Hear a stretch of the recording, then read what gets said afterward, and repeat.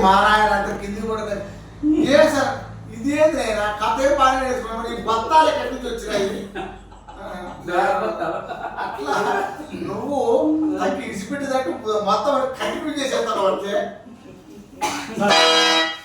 డ్రామాలో ఇదే రకంగా చేస్తాను మీరు చెప్పండి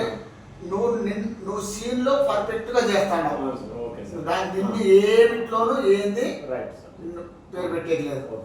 వాయిస్ ఒకటి కంట్రోల్ అది ఏం తెలియదు అంతే అంతే అంతే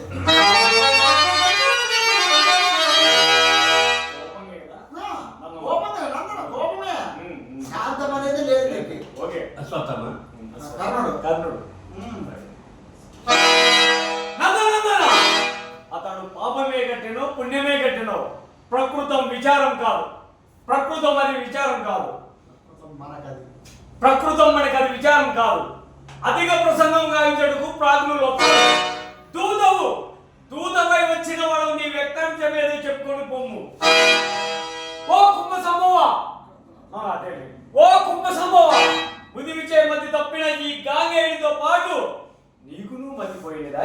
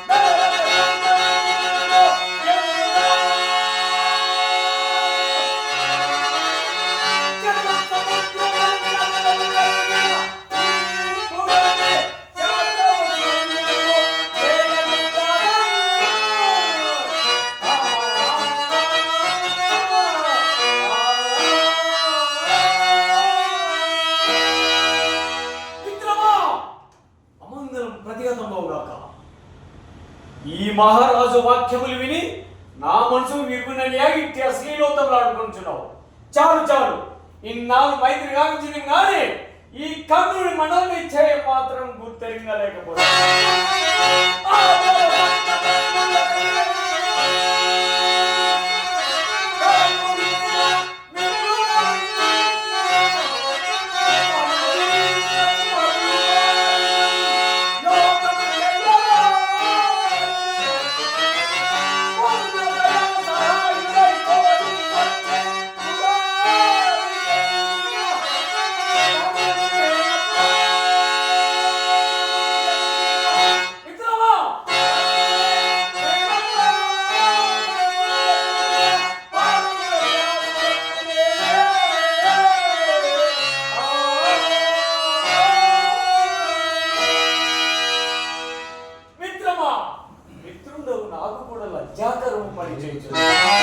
రాముడని గాని గురువు అని గాని నమస్కరించనా నమస్కరించదుగా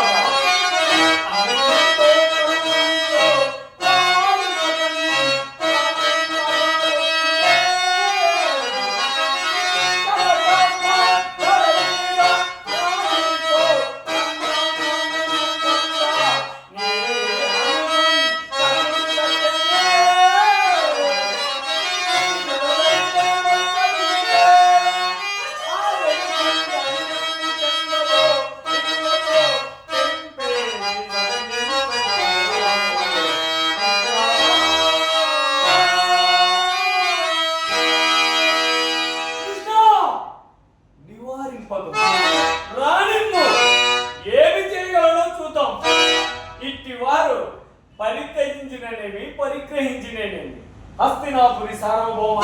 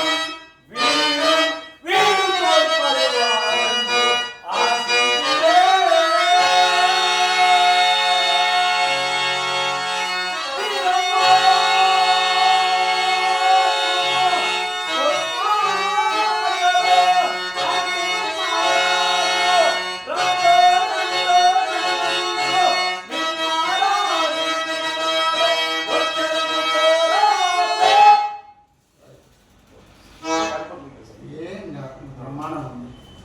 ఆ రోజు ఉండేసరికి ఇంకా ఉంటుంది అది. సింగల్ గా ఇప్పుడు సింగల్ గా మన ఏంది కనపడదు. అంతలో ఆపోజిట్ ఉంటే అది నేను చెప్పుకున్నా నీకు ఆటోమేటిక్ పుడుతుంది అది. ఎట్లా మదను చూడండి.